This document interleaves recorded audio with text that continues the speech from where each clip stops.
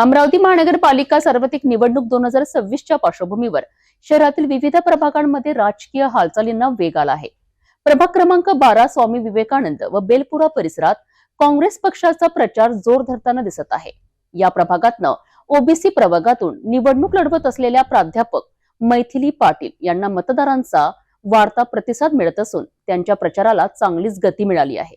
मी प्राध्यापक मैथिली पाटील प्रभाग क्रमांक 12 स्वामी विवेकानंद बेलपुरा या भागामध्ये उमेदवारी दाखल केली आहे आणि राष्ट्रीय काँग्रेसचे आम्ही चारही उमेदवार अनेक कार्यकर्ते म्हणून इथे आम्ही उमेदवारी दाखल केली। पुढील अमरावतीसाठी आराखडा काय राहील? पूर्ण अमरावतीचं जर सांगायचं झालं डॉक्टर सुनील देशमुखांनी जे विजन होतं त्यांचं ते अमरावती स्वच्छता, अमरावती सुंदर आणि शैक्षणिक क्षेत्रामध्ये अमरावती जी त्यांनी उजळून टाकली होती याच्यावर त्या पावलावर पाऊल टाकून आम्ही सगळे नगरमध्ये जे नगरसेवक त्यांचं काम आम्ही समोर कसं नेता येईल ते पाहू। दुसरी म्हणजे की ते झालं अमरावतीचं, पण विजन असं की आमच्या प्रभागामध्ये आम्हाला काय पाहिजे। शेवटी तर आम्ही नगरसेवक आमच्या प्रभागातले राहू ना, शेवटी आमच्या प्रभागामध्ये आम्हाला काय पाहिजे। स्वच्छता फक्त नाली कचरा हे इतकेच हे नसून ज्या महानगरपालिकेच्या योजना आहे त्या तळागाळातल्या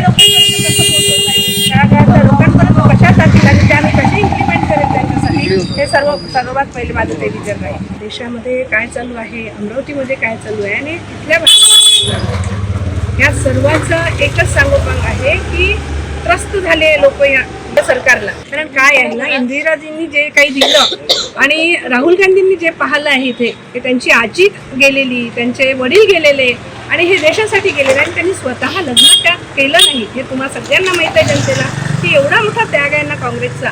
तो काँग्रेसने एवढा मोठा त्याग केला तर आम्ही सर्वसाधारण एक त्यांचे घटक आहोत की आम्ही त्या काँग्रेसला वाचवासाठी आम्ही त्यांचे सेवक म्हणून फिरत आहे। माझं एकच म्हणणं राहील सर्व जनतेला की जिथे कुठे काँग्रेस असेल तिथे वाचवा आणि आमचं जे आताचं जे विजन आहे की आम्हाला देश सुधारायचा आहे, हे करायचं आहे, आमचं वाट सुधारायचं आहे। कारण एवढे सगळ्यांनी सांगितलं ना की आम्हाला हे करायचं नक्कीच करणार आहोत हे। आणि जनसामान्य आम्ही आता बेलपुऱ्यामध्ये फिरतो आहे। बेलपुऱ्याची परिस्थिती अशी आहे की लोक म्हणतात, काही पक्षांचे लोक म्हणतात की बेलपुरा हा संध्याकाळीच बघायचा आहे। बेलपुऱ्यामध्ये आत्ता नका जाऊ, आम्ही संध्याकाळी जाऊ। हा त्यांच्याजवळ हा कलंक जो लावून दिलाय ना यशोदाला संध्याकाळी जा। चांगल्या भागात तुम्ही आधी बी राहा, पण ह्या लोकांना तुम्ही आता संध्याकाळी जा। हे काय आहे? हे इंदिरा गांधीच्या वेळेस नाही झालं। इंदिरा गांधींनी समसमान विचार दिला होता, समसमान सगळं हे दिलं होतं आणि राष्ट्रीय काँग्रेसनी आपल्याला जेव्हा सिलेंडर होतं 500 रुपयाचं सिलेंडर होतं, आता ते सिलेंडर 1100 रुपयाला झालं। जे तुम्ही घर टॅक्स भरता ते अगदी कमी याच्यात होता म्हणून सगळं जनसामान्य आपल्यासारखंच होता। आता त्यांना एवढी महागाई दिली। तुम्ही लाडकी बहीण दिली ताई, सरकारने आपल्याला 1500 रुपये लाडकी बहीण दिली की नाही? 1500 रुपये लाडकी बहीण दिली तर खरं, पण माझा जो भाऊ आहे त्याच्याकडून त्याच्याही दुप्पट काढून घेतले ना। सिलेंडरचे 1100 रुपये, घर टॅक्सचे, त्याला इलेक्ट्रिक बिल आणि धान्य जे तुम्ही धान्य देऊन राहिले कंट्रोलमधून, तुम्ही त्याची हे तर बघा काय तफावत आहे। इकडे द्यायचं आणि इकडे काढायचं हे कोणत्या आणि त्या बलावर, त्या लाडक्या बहिणीच्या बलावर जे तुम्ही वोटिंग करून घेता तेवढे निवडून येते। मराठवाड्यामध्ये माझी लाडकी बहीण 1500 रुपयाची, मराठवाड्यातली 21ची, 10,000ची, मग इथली स्वस्त झाली का बहीण? हां, म्हणजे बहिणीला विकत घेणारा भाऊ त्या महाराष्ट्रात जर पैदा झाला आहे तर तो बहिणीचा पाठीराखा काय करेल? मला एकच सरकारला प्रश्न विचारायचा आहे की जो भाऊ आपण धागा बांधतो ना भावाला, रक्षण कर देवा भावाला आवाज देतो, तो रक्षण करता भाऊ बोका आहे का? तू जर मला हे देशील तर मी तुला 1500 रुपये देतो। हे विकत घेतणाऱ्या सरकारला मतदान खरोखरच जनतेने करू नये। आता धडा शिकवायची वेळ आली। काँग्रेस एकजुटीने कसं येईल याचा विचार केला पाहिजे आणि मी आव्हान करेल सर्व जनतेला की तुम्हाला माहित आहे शिक्षण क्षेत्रामध्ये किती अधोगती झालेली आहे, शाळेमध्ये किती अधोगती झाली। नेट सेटच्या परीक्षा सुद्धा विकत आहे तुम्ही लोक। नेट सेटचे मी प्राध्यापक मैथिली पाटील यांनी बोलते का माझ्याकडे सगळे प्रूफ्स आहे, सगळ्या गोष्टी जर तुम्ही विकत आहे तर देता काय? अमित शहा आणि तुम्ही तिथं बसले म्हणजे सगळं काही होत असतं असं नाही। कंपन्या सुद्धा विकीला काढलेल्या आहेत, मग नोकऱ्या कुठे आहे? ह्या सगळ्या वाचवण्यासाठी आणि सर्वप्रथम तुम्हाला अमरावती सुधारायची येते आणि जे माझ्या बालकांचे जे क्रीडांगण होते ना ते क्रीडांगण देवळं मंदिरं बांधून आपणच ते खराब केले। त्यांचा जो आहे बालपण कुठे जातील त्या याच्यासाठी मला विजन आहे आणि मी सर्व जनतेला परत आव्हान करते की तुम्ही एकजुटीने एकत्र व्हा, या सरकारला वाचवा आणि काँग्रेसचं सरकार आणा। मी आव्हान करत आहे तुमच्या वतीने की तुम्ही त्या मीडियाच्या वतीने सर्वांना सांगा, तुम्ही आव्हान करा देशाच्या लोकांना की काँग्रेस वाचवा. मी शंकरराव विनाश पुढे माजी नगरसेवक.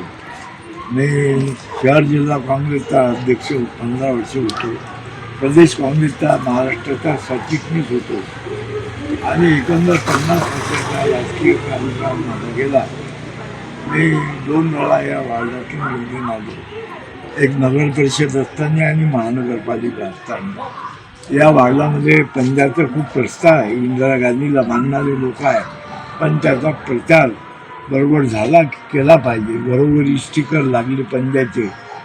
ही आता फिरण्यावाले सगळे पक्षवाले येतात, लोक हो हो म्हणतात, पण खरी लोकांची किंमत काँग्रेस पक्षच करतो. जेवढ्या योजना आहे तेवढ्या काँग्रेसनं आणल्या आहे आणि त्याचे चालून राहिले. संजय गांधी निराधार योजना हे फार मोठी योजना आहे गरिबासाठी, श्रावण बाळ योजना.